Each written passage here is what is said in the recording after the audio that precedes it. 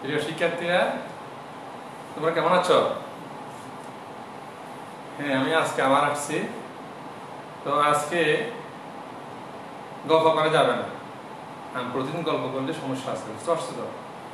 তো আজকে আমরা এমন একটা ক্লাস নিব যেটা নবম এবং দশম শ্রেণী উভয়ের কাজে আসবে। তো তোমাদের অনেকের সমস্যা, মাঝখানে একটা অধ্যায় 7 রাসায়নিক বিক্রিয়া, এই চ্যাপ্টারে অনেক স্টুডেন্টের প্রবলেম দেখা যায়। তো শুরু হয়ে যাক, আমরা আর দেরি না করে আজকে কিন্তু মনোযোগ দিয়ে পড়তে হবে সবাইকে। হ্যাঁ, ঝটপট খাতা কলম নিয়ে টেবিলে বসে যাও। তো আমরা জারণ ধারণা কি প্রথমে জানবো? জারণ জারণ কি, বিজারণ কি, এরপরে জারণ বিজারণ কি, রেডক্স কি, জারণ বিজারণ বিক্রিয়া কিভাবে সংঘটিত হয়, তারপর জারণ সংখ্যা কি, কিভাবে জারণ সংখ্যা নির্ণয় করা হয়, এই বিষয়গুলো একদম সিম্পল। তো দেখা যাক জারণ বলতে কি বোঝায়। তোমার পরীক্ষা খাতায় দেখি এই যে এক একজন এক একভাবে সংজ্ঞায়িত করো। তো মূল বিষয়গুলো আজকে ক্লিয়ার করে নাও। আসলে জারণ বলতে বোঝায় 4টা বিষয় সমষ্টি। জারণ বলতে বোঝায়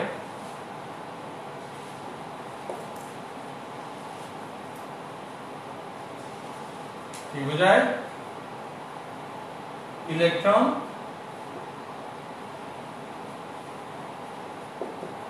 ত্যাগ, তার মানে যে বিক্রিয়ায় ইলেকট্রন ত্যাগ করা হয় বা বর্জন করা হয় তাকে জারণ বিক্রিয়া বলা হয়। আবার জারণ বিক্রিয়ায় জারণ সংখ্যা বা যোজনী বৃদ্ধি পায়। জারণ সংখ্যা বা যোজনী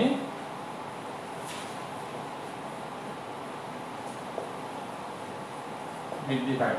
তাহলে কোন একটা বিক্রিয়ায়, কোন একটা যৌগের বা যৌগমূলকের যদি জারণ সংখ্যা বৃদ্ধি পায় অথবা যোজনী বেড়ে যায়, তাহলে ধরে নিব এখানে জারণ বিক্রিয়া ঘটছে। আবার আরো ভাবে বোঝা যায়, অক্সিজেন সংখ্যা যখন বেড়ে যায় তখন জারণ বিক্রিয়া ঘটে। অক্সিজেন বা ঋণাত্মক অংশের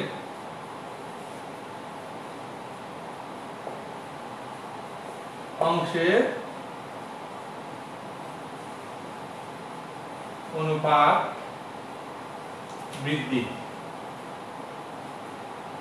দ্যাট মিন্স কোন একটা বিক্রিয়ায় আফটার রিঅ্যাকশন যদি দেখা যায় যে একটা যৌগের বা একটা মৌলের সাথে অক্সিজেন যুক্ত হয়েছে অথবা অন্য কোনো ঋণাত্মক অংশের পরিমাণ বৃদ্ধি পেয়েছে, তখন ধরে নিব এখানে জারণ বিক্রিয়া ঘটছে।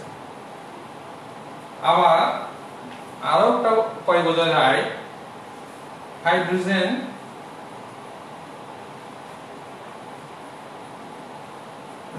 বা ধনাত্মক অংশের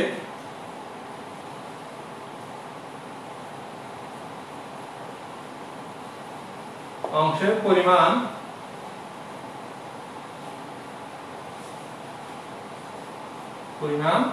কমে যাওয়া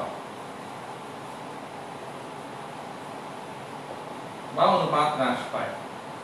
অর্থাৎ যদি কোনো একটা বিক্রিয়ায় দেখা যায় যে হাইড্রোজেন যুক্ত হয়েছে অথবা অন্য কোনো ধনাত্মক অংশের সংযোগ ঘটেছে বা অনুপাত বৃদ্ধি পেয়েছে, তখনই ধরে নিব হ্রাস পেয়েছে, সরি ধনাত্মক অংশের পরিমাণ কমে যায়। হ্যাঁ, কমে যায়, তখন ধরে নিব সেখানে জারণ বিক্রিয়া ঘটছে। তার মানে আমরা একটা টোটালি সামারি এখানে করতে পারি যে জারণ বিক্রিয়া বলতে টোটালি যে কনসেপশনটা বোঝায়, প্রথম ধরে নিব যে ইলেকট্রন ত্যাগ, যে বিক্রিয়া ইলেকট্রন ত্যাগ করা হয় ওইটাই জারণ বিক্রিয়া। আবার এটা বোঝা না গেলে জারণ সংখ্যা দিয়ে বুঝতে পারবো আমরা। যদি কোনো একটা বিক্রিয়ায় দেখা যায় যে কোনো একটা মৌল বা যৌগের জারণ সংখ্যা বৃদ্ধি পেয়েছে অথবা যোজনী বৃদ্ধি পেয়েছে, তখন ধরুন এখানে জারণ বিক্রিয়া ঘটছে। অথবা দেখা যায় কোনো একটা বিক্রিয়ায় অক্সিজেন বা অন্য কোনো ঋণাত্মক অংশের পরিমাণ বৃদ্ধি পেয়েছে, তখন ধরে নিব সেখানেও কি ঘটছে, জারণ বিক্রিয়া ঘটছে। অথবা দেখা যাবে যে হাইড্রোজেন বা অন্য কোনো ধনাত্মক অংশের পরিমাণ কমে যায়, সেভাবে বোঝা যাবে এখানে কি জারণ বিক্রিয়া ঘটছে। তবে তোমরা লিখে নাও।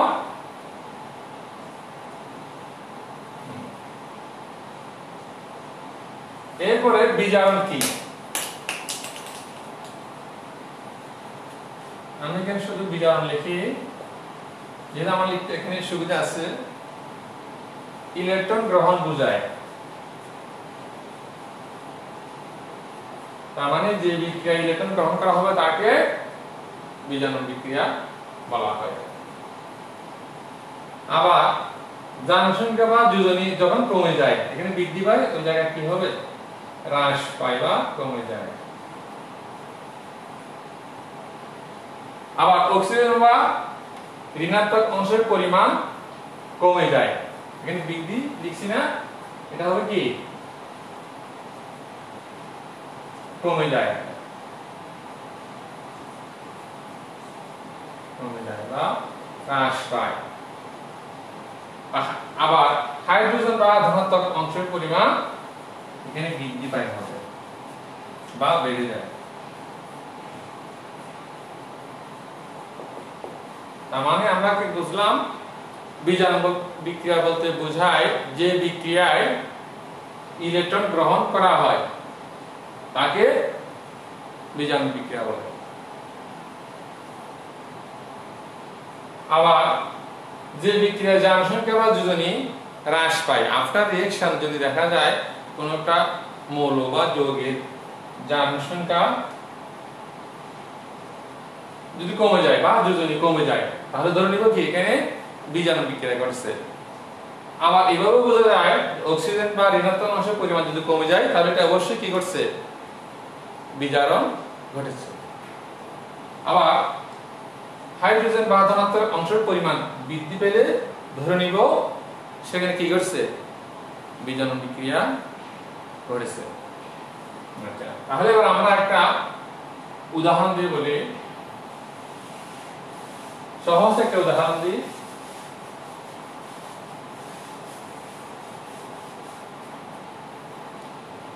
যেমন এই বিক্রিয়া,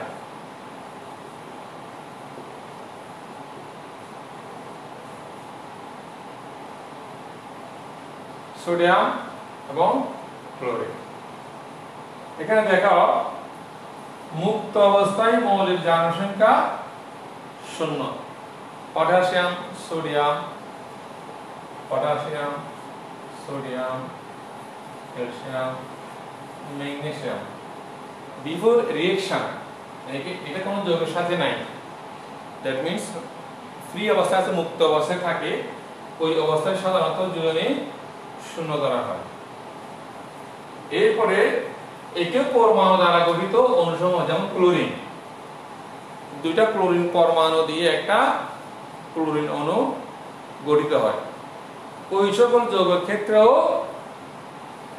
মুক্ত অবস্থায় জনসংখ্যা 0 ধরা হয়।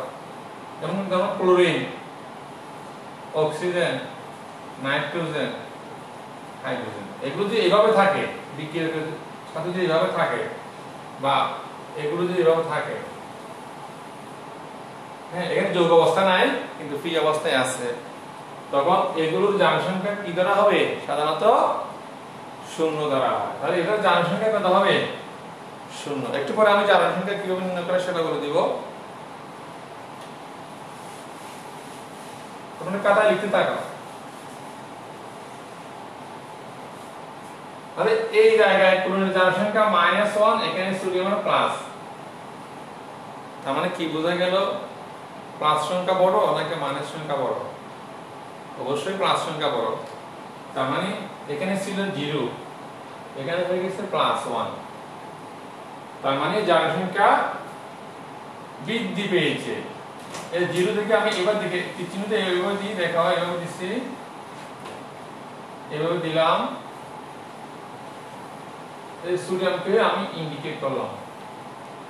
হ্যাঁ, এখন পরীক্ষার খাতায় অনেক স্টুডেন্ট করে কি, এটা এভাবে দেয়, এভাবে দিলাম, এভাবে দেয়, উভয় দিক দিয়ে। তাহলে কোন দিক থেকে কোন দিকে সেটা বোঝা যাচ্ছে না। তাহলে এরো মারটা একদিকে শুরু একদিকে শেষ, যে এই যে এখান থেকে শুরু এইদিকে শেষ, এইভাবে দেখাবা। তুমি দুই দিকে এইভাবে তীর চিহ্ন মারবা না। এরকম অনেকে করে থাকো তোমরা পরীক্ষার খাতায়। তাহলে যেহেতু এখানে 0 থেকে +1 হয়েছে, মানে 1 এর না লিখলেও চলে, সেটা এখন দেখতে সারা বলছে তোমাদেরকে। তাহলে এখানে কি করছে জারণ, তাহলে কি করছে এখানে জারণ বিক্রিয়া ঘটে। আবার এইদিকে দেখো, আমি এইভাবে শুরু করলাম, এখানে এর মাত্রা এখানে, তাহলে এখানে 0 থেকে মাইনাস আসছে। হ্যাঁ, ও মাইনাস একটার মধ্যে ও -1ই বোঝায়। তাহলে এখানে জারণ সংখ্যা কমে গেছে বা হ্রাস পেয়েছে। আর ওই ক্ষেত্রে কি কি ঘটে বলছিলাম, বিজারণ বিক্রিয়া। তাহলে এতক্ষণ তোমাদের ক্লিয়ার, জারণ সংখ্যা বেড়ে গেছে, জারণ সংখ্যা কমে গেছে। জারণ সংখ্যা বৃদ্ধি পেলে জারণ বিক্রিয়া, আর জারণ সংখ্যা কমে গেলে বিজারণ বিক্রিয়া। চলো এবার আমরা ইলেকট্রনিক মতবাদে কিভাবে জারণ বিজারণ বিক্রিয়া ঘটে ওটাই দেখি। পরীক্ষায় ওটাই বেশি আসে। এটা প্রাথমিক কনসেপশন বা বোঝার জন্য আগে থেকে এটা লাগবে। কোন দিকে জারণ বিজারণ ঘটে সেটা তুমি আগে বুঝতে না পারলে পরবর্তী তোমার ইলেকট্রন কনসেপশনে যখন যাবা তখন একটা প্রবলেম হতে পারে।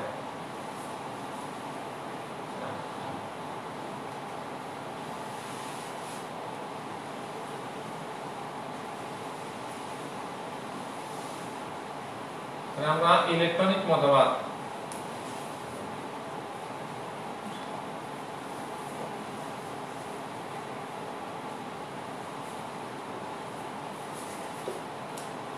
ইলেকট্রনিক মতবাদ অনুসারে আমরা জারণ বিজারণ দেখতেছি। প্রথমে তুমি এই রিলেশনটা লিখবা উইথ ব্যালেন্স সহকারে লিখতে হবে। তারপরে যেমন ধরো এইটা যে সোডিয়াম অ্যাটম, এটা ইলেকট্রন ত্যাগ করবে, সোডিয়াম ইলেকট্রন ত্যাগ করে ধনাত্মক বা ক্যাটায়নে পরিণত হয়। দেখো এখানে মাইনাস একটা ইলেকট্রন ত্যাগ করা হয়েছে, আবার সেটা এদিকে দেওয়া যায়, এভাবে দেওয়া যায়, এভাবে দেওয়া যায়, কোনো প্রবলেম নাই। তাহলে এখানে ইলেকট্রন ত্যাগ করা হয়েছে, সেজন্য এখানে কি করবে, জারণ বিক্রিয়া হবে।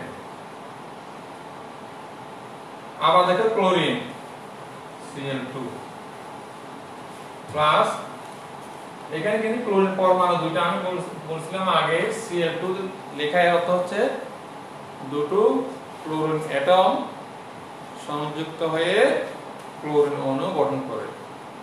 তাহলে এখানে একটা ক্লোরিন পরমাণু একটা ইলেকট্রন গ্রহণ করে, সেহেতু দুইটা ক্লোরিন পরমাণু দুইটা ইলেকট্রন গ্রহণ করবে। তাহলে দুইটা Cl মাইনাস। এখানে একটা বিষয় ক্লিয়ার করে নাও, অনেকে প্রবলেম হয়ে যায় এই জায়গাতে। ক্লোরিন একটা ইলেকট্রন গ্রহণ করে, একটা মাইনাস চার্জ ধারণ করে। তাহলে যদি দুইটা ক্লোরিন হয় অবশ্যই এখানে দুইটা ক্লোরিন হবে, কিন্তু এখানে এরকম হবে না। মানে এই জায়গায় কেউ যদি লিখে এরকম 2 তাহলে এটা কাটা যাবে। আবার তুমি যদি এইভাবে লিখো -6 সেকেন্ড এইভাবে লিখছো, তাহলে এটাও কাটা যাবে, কোনো আবার দেবে না। সেই জন্য এখানে লিখতে হবে এইভাবে, ঠিক এরকম পুরোটা আগে। দেখো এখানে কিন্তু পুরোটা এদিকে ছিল, আর এখানে লিখছি পুরোটা আগে। দেখো আমরা যোগ করে দেখিয়ে, তাহলে যেখানে দুইটা ইলেকট্রন ব্যালেন্স করার জন্য আমরা দিব, দুইটা ইলেকট্রন প্রত্যেকে পাবে, নিশ্চয়ই দুইটা সোডিয়াম পরমাণু লাগবে ইলেকট্রন ত্যাগ করার জন্য। সেজন্য এখানে 2 লিখলাম, এখানেও 2 লিখলাম। তাহলে আমরা যদি যোগ করি,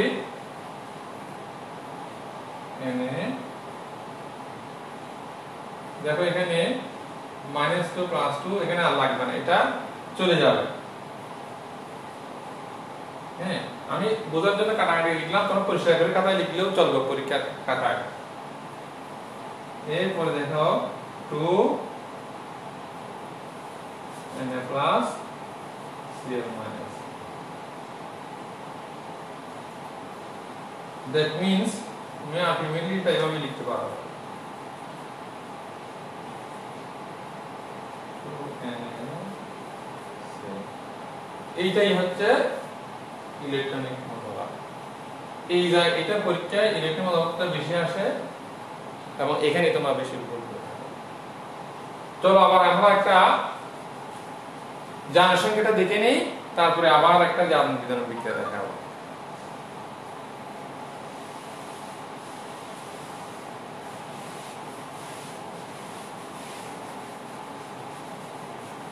সবাই লিখবে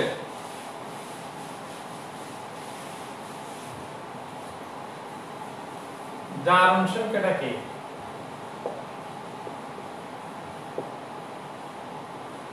অক্সিডেশন নাম্বার। জারণ বিজারণ বিক্রিয়ায় যতটা ইলেকট্রনের আদান প্রদান ঘটে, জারণ বিক্রিয়ায় ইলেকট্রন ত্যাগ করা হয় আর বিজারণ বিক্রিয়ায় ইলেকট্রন গ্রহণ করা হয়। একটা রেডক্স বা জারণ বিজারণ বিক্রিয়ায় যত সংখ্যক ইলেকট্রনের আদান প্রদান ঘটবে সেই সংখ্যাকে ওই মৌল বা যৌগের জারণ সংখ্যা বলা হয়। মনে রাখবে, কোন জারণ বিজারণ বিক্রিয়ায় যত সংখ্যক ইলেকট্রন আদান প্রদান ঘটবে সেই সংখ্যাকে জারণ সংখ্যা বলা হয়। মনে থাকবে ইনশাআল্লাহ। তাহলে জারণ সংখ্যা এবার আমরা কয়টা কমন জারণ সংখ্যা লিখে রাখো। সোডিয়াম জারণ সংখ্যা সাধারণত +1 হয়, হাইড্রোজেন ক্ষেত্রে সাধারণত +1, তার পটাশিয়ামের ক্ষেত্রে সাধারণত +1 হয়, অক্সিজেনের ক্ষেত্রে সাধারণত -2 হয়, ক্যালসিয়ামের ক্ষেত্রে সাধারণত +2 হয়, ম্যাগনেসিয়ামের ক্ষেত্রে সাধারণত +2 হয়। এগুলো মোটামুটি কমন। হ্যাঁ, এই যে জারণ সংখ্যাগুলি একটা খেয়াল করবা তোমরা, পরীক্ষা খাতায় লেখার সময় জারণ সংখ্যা লেখার সময় অবশ্যই প্লাস মাইনাস লিখতে হবে। কি বললাম? তুমি জারণ সংখ্যা নির্ণয় করছো, এটা লিখবে, নির্ণয় জারণ সংখ্যা প্লাস অথবা মাইনাস যেটাই হোক সেটা লিখতে হবে। যোজনী লেখার সময় আমরা কিন্তু প্লাস মাইনাস লিখি না, কিন্তু জারণ সংখ্যা লেখার সময় অবশ্যই তার আগে কি লিখতে হবে? প্লাস এবং মাইনাস। ভেরি গুড, আশা করি বুঝতে পারছো। এরপরে আমরা নির্ণয় করার জন্য যেমন সালফিউরিক অ্যাসিড, এখানে আমরা জারণ সংখ্যা নির্ণয় করব। যেটা নির্ণয় করব এটা ক্লু বলে দিই, সাধারণত পরীক্ষায় কেন্দ্রীয় মৌল অথবা যেমন এখানে হাইড্রোজেন আছে, সালফার আছে, অক্সিজেন আছে, আছে না? তাহলে তিনটা মৌল আছে এখানে। এর মধ্যে যে মৌলটি মানে ভেরিয়েবল ব্যালেন্স শো করে, তার মানে যোজনী অনেকগুলো থাকতে পারে, ওই মৌলটির জারণ সংখ্যা সাধারণত নির্ণয় করতে বলা হয়। আমরা কোশ্চেন কাটাকাটি দেখতে পারো এই পর্যন্ত পরীক্ষায়। সাধারণত ম্যাক্সিমাম ক্ষেত্রে ওটা হয় যে, যেমন ধরো নাইট্রোজেন, সালফার, ক্রোমিয়াম, ম্যাঙ্গানিজ, এগুলোই বেশি হয়। কেন্দ্রীয় মৌলের জারণ সংখ্যা নির্ণয় করতে বলা হয় সাধারণত যেগুলো ভেরিয়েবল ভ্যালেন্সি থাকে, অর্থাৎ যোজনী একাধিক থাকতে পারে, ওইগুলি হয়। তাহলে তোমরা প্রস্তুতি নেওয়ার সময় বিশেষ করে পরীক্ষার্থীরা এটা খেয়াল রাখবা। তাহলে এখানে দেখো সাধারণত বোঝা যাচ্ছে অটো আমরা এখানে সালফারের জারণ সংখ্যা নির্ণয় করতে বলা হচ্ছে। তাহলে কোন সময় পরীক্ষায় এরকম দেওয়া আছে K2 Cr2O7 জারণ সংখ্যা নির্ণয় করো। স্যার কোনটা করব প্রস্তুত করে যায়, কারণ এখানে হয়তো বোল্ড করে দেওয়া থাকে, অথবা এই যে নিচে এরকম দাগ দেওয়া থাকে, আন্ডারলাইন করে দেওয়া থাকবে, অথবা ইটালিক এরকম করে দেওয়া থাকে। কিন্তু কোশ্চেনে কিছু দেওয়া নাই, মৌলটির জারণ সংখ্যা লেখা আছে। এটা চিন্তা করার দরকার নাই। সাধারণত যেটা মাঝখানে থাকে অথবা ভেরিয়েবল ভ্যালেন্সি থাকে, একাধিক যদি থাকে ওই মোলগুলো জারণসংখ্যা বের করতে বলা হয়। ক্লিয়ার? এবার তাহলে আমি একটা বের করে দেখাই। যেমন আমরা এই মোলটা জারণসংখ্যা নির্ণয় করব সালফারের, সালফিউরিক অ্যাসিডের, যেটা জানি না সেটা x ধরবো। এরপরে হাইড্রোজেন জারণসংখ্যা কত বলছে এই কয়েকটা মুখস্থ লাগবে আগে থেকে। 1 into 2 plus minus 2 into 4 equal to 0। এখানে 0 কেন? স্যার এখানে আবার অঙ্ক করতে গিয়ে নিয়ে আসছে। এখানে দেখো আলটিমেটলি এখানে কোনো কি নাই, চার্জ নাই, এখানে কোনো প্লাস প্লাস মাইনাস এরকম কিছু নাই। চার্জ না থাকলে ওই ক্ষেত্রে সমান চিহ্নে কি দিতে হয়? 0 দিতে হয়। ভাগ 2 plus x minus 8 বা x minus 6 into 0 বা x সমান plus 6। এখানে এভাবে লিখতে পারো। সুতরাং সালফারের জারণসংখ্যা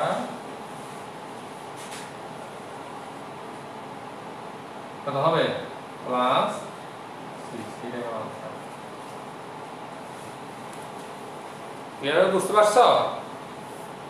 হ্যাঁ, তোমাদের সুবিধার জন্য আমি আরো একটা করে দিই।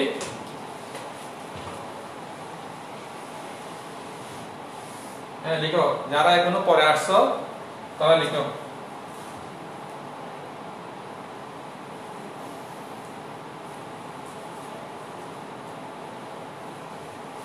আশা করি লেখা হচ্ছে তখনে।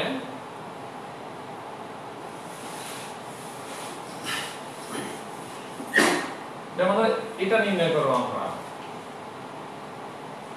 যেখানে K2, আচ্ছা এখান থেকে টাইপ লিখে দিই। আমরা যেটা নির্ণয় করবো সেটা কত ধরবো? ক্রোমিয়ামটা কত ধরবো? x। সেরকম কয়টা? 2টা, এজন্য ইনটু 2 দিলাম। তার আগে কিন্তু পটাশিয়াম আছে এরকম। আবার অক্সিজেন -2 into 7। এদিকে আবার যেহেতু নিউট্রাল, এখানে কোনো চার্জ নাই, সেজন্য আমরা 0 দিলাম। বা 2 plus minus 7 into 2, that means 14 into 0 বা plus x minus 12 বা plus x into 1 বা x into 2। সুতরাং x সমান কত লিখবো আমরা? প্লাস 6। সুতরাং ক্রোমিয়াম এর জারণসংখ্যা এই যৌগের ক্ষেত্রে কিন্তু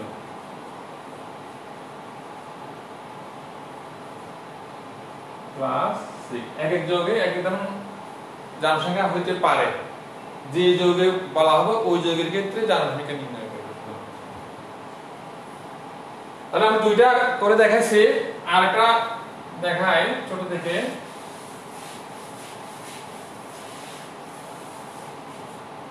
যেমন ধরো SO4 2-, এখানে সালফারের জারণসংখ্যা নির্ণয় করো। এটা একটা গ্রুপ দেওয়া আছে, তো যেটা আমরা জানি না সেটা x ধরবো, প্লাস অক্সিজেন যে -2 into 4 equal to -2। এই যে এখানে একটা চার্জ আছে না, যে মাইনাসটা কিন্তু আগে দেওয়া যায়, আবার সেগুলো তুমি পরে দিতে পারো।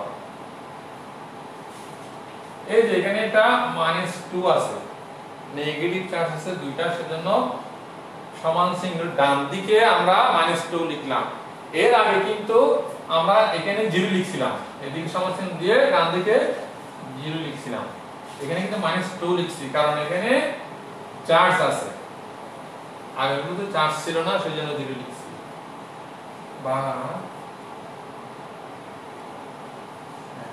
মাইনাস প্লাস মাইনাস 4 into 2 কত? 8 to -2 বা x into -2 plus 8 বা x into plus 6। সুতরাং এখানে সালফার এর জারণসংখ্যা প্লাস 6 দেখতে পাচ্ছ? হ্যাঁ, আমি আশা করি তোমরা লিখতে পারছো। যেহেতু তোমরা অনেক ট্যালেন্ট, ইনশাআল্লাহ দ্রুত লিখতে পারবা আশা করি। তাহলে যার অনুসঙ্গে গেল আবার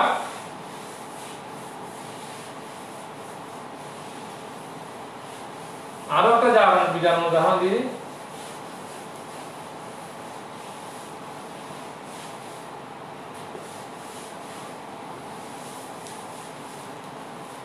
যেমন ধরো H2S plus Cl2, এখানে জারণ বিজারণ বিক্রিয়া দেখাও। জারণ বিজারণ, এই বিক্রিয়ার ক্ষেত্রে জারণ বিজারণ বিক্রিয়া দেখাইতে বলা হয়। জারণ বিজারণ বিক্রিয়া আমরা এই বিক্রিয়ার ক্ষেত্রে একটু দেখবো। যেহেতু একটা যৌগ, আগেটা ছিল সিম্পল মৌল, সোডিয়াম ছিল, ক্লোরিন ছিল, আর এখানে দেখা যাচ্ছে এটা যৌগ, আবার ক্লোরিন, আবার এরকম একটা আগেরটার সাথে একটু ভিন্ন ধরনের দেখা যাচ্ছে। তবে এটা বরাবরের মতো দেখো, এখানে সালফারের জারণ সংখ্যা কত? 0, আর এখানে -2। আমি একটু মুছে দিই, একটু মুছে দিই। হ্যাঁ, তোমাদের আর একটু স্মার্টলি দেখতে পাবা। তাহলে এখানে -2, আবার আমরা দেখো এর মানটা কিভাবে দিই, এইভাবে। তার মানে -2 থেকে 0। তাহলে কোনটা বড় দেখে এবার, -2 বড় নাকি 0 বড় দেখে বলতে পারো? অনেকে বলে ফেলবে -2 বড়। আসলে না, -2 থেকে -2 -1 0 +1 +2, দ্যাট মিন্স 0টা বড়। অর্থাৎ এখানে জারণ সংখ্যা বৃদ্ধি পেয়েছে, আর বৃদ্ধি পেলে কি হয় বলছিলাম, এখানে জারণ বিক্রিয়া ঘটে। আর এখানে 0 থেকে -1, দ্যাট মিন্স এখানে জারণ সংখ্যা হ্রাস পেয়েছে। তার মানে কি ঘটে? বিজারণ বিক্রিয়া ঘটে। হ্যাঁ, তাহলে জারণ এবং বিজারণ একসঙ্গে ঘটে, এই উদাহরণ দিলে হবে। চলো এবার আমরা এটা ইলেকট্রনিক জারণ বিজারণ অংশটা দেখি।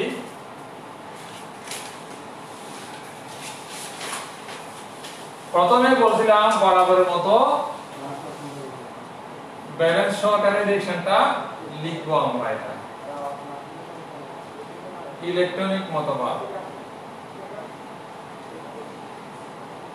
ইলেকট্রনিক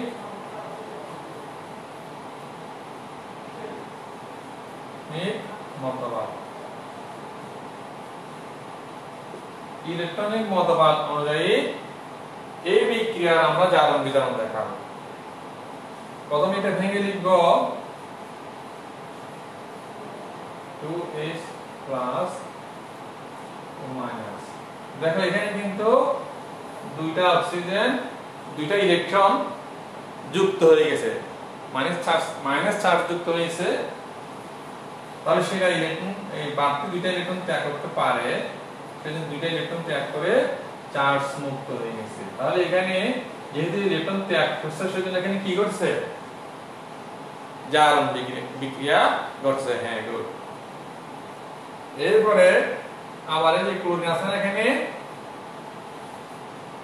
ক্লোরিন, দুইটা ক্লোরিন পরমাণু এই যে সালফার আয়ন কর্তৃক ত্যাগকৃত দুইটা ইলেকট্রন গ্রহণ করবে, তাহলে আবার আগের মতো Cl। তাহলে এটা কি হবে? যেহেতু ইলেকট্রন গ্রহণ করছে, সেজন্য কি ঘটে? বিজারণ বিক্রিয়া।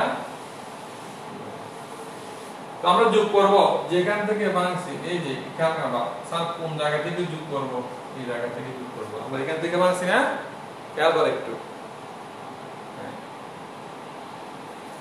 তো দেখো এইগুলো সাধারণত দেখা যাবে না, আমি তোমাদের বোঝার সুবিধার জন্য কাটাকাটি করে দেখাচ্ছি। তাহলে এখানে এটা নাই, তো এটার সাথে আবার এটাও নাই, তাহলে থাকবে কত H2S প্লাস Cl2। তাহলে এখানে থাকবে এই যে এইটা আছে, আবার এই যে এইটা আছে, তাহলে 2HCl আমরা এখন লিখে দিতে পারি প্লাস আলটিমেটলি এটা মুছে কেন দেব।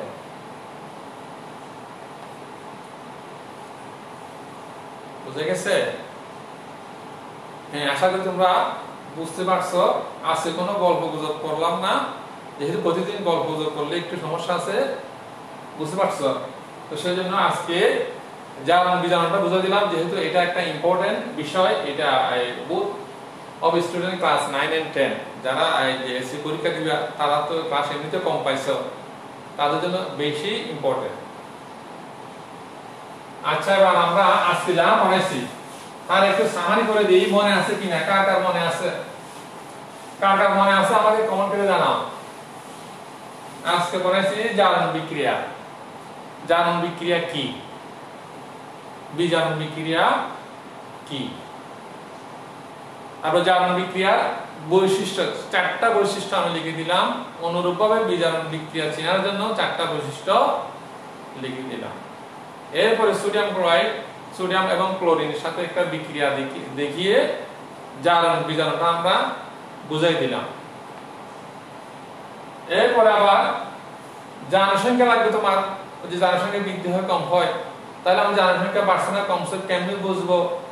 সেজন্য জারণ সংখ্যা কিভাবে নির্ণয় করতে হয় সেটা আমি দেখাই দিচ্ছি, কয়েকটা উদাহরণ দিয়ে দেখাই দিচ্ছি।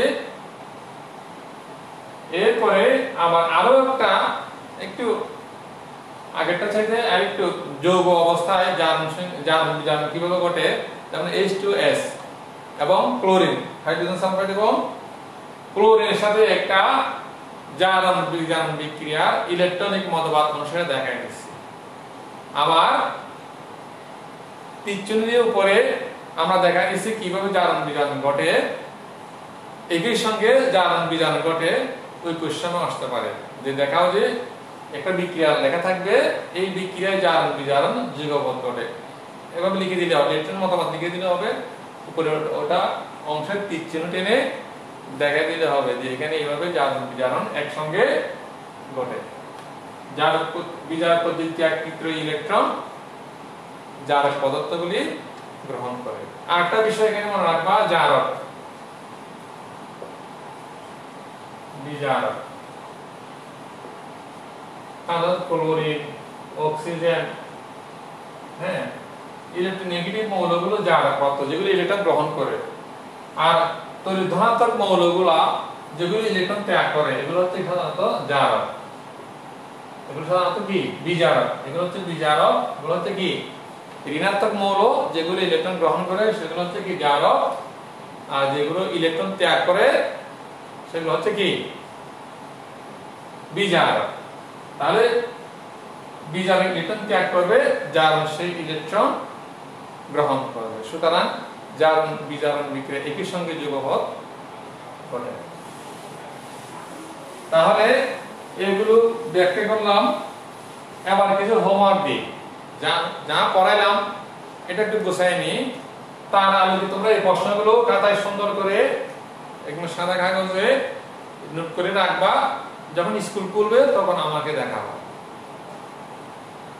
তাহলে প্রশ্নগুলো লিখে তোমরা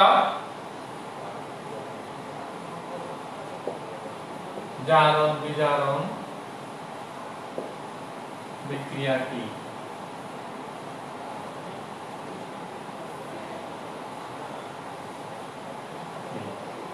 উদাহরণ দাও।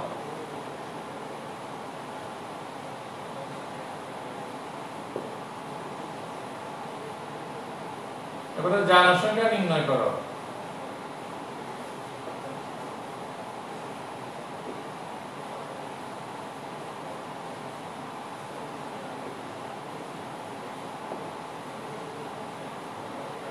অবশ্য আমি এটা করাইছি, সালফিউরিক অ্যাসিড আমি করাইছি, এটাও আমি করাই দিয়েছি। তারপরে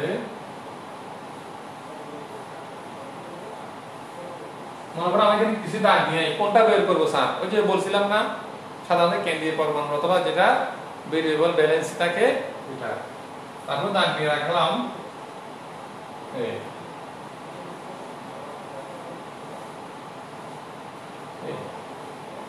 এগুলো প্র্যাকটিস করলে ইনশাআল্লাহ হয়ে যাবে। এরপরে ইলেকট্রনিক মতবাদ অনুযায়ী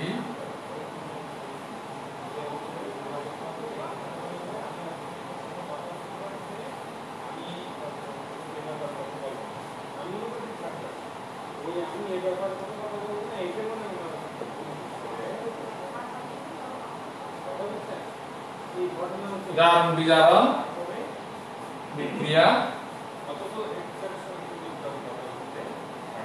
লিখো বা ব্যাখ্যা করো। তাহলে বিক্রিয়াটা আমি লিখে দিচ্ছি একটা বিক্রিয়া FE একটা দিলাম FE CN plus Cl2 তাহলে ফেরিক ক্লোরাইড এরকম। এখানে কিন্তু আমি মানুষের দেখো পরীক্ষায় একটা ব্যালেন্স নাই। হ্যাঁ তোমাদেরকে ব্যালেন্স করতে হবে, এটা মাথায় রাখবা পরীক্ষা হবে। আমি এখানে ব্যালেন্স করে দিলাম না। Zinc plus extension zinc sulphate plus আরেকটা যে ছোট থেকে ক্যালসিয়াম প্লাস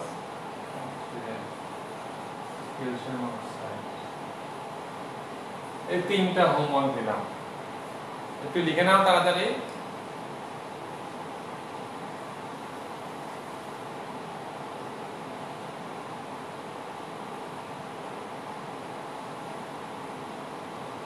আশা করি লেখা আছে তোমাদের।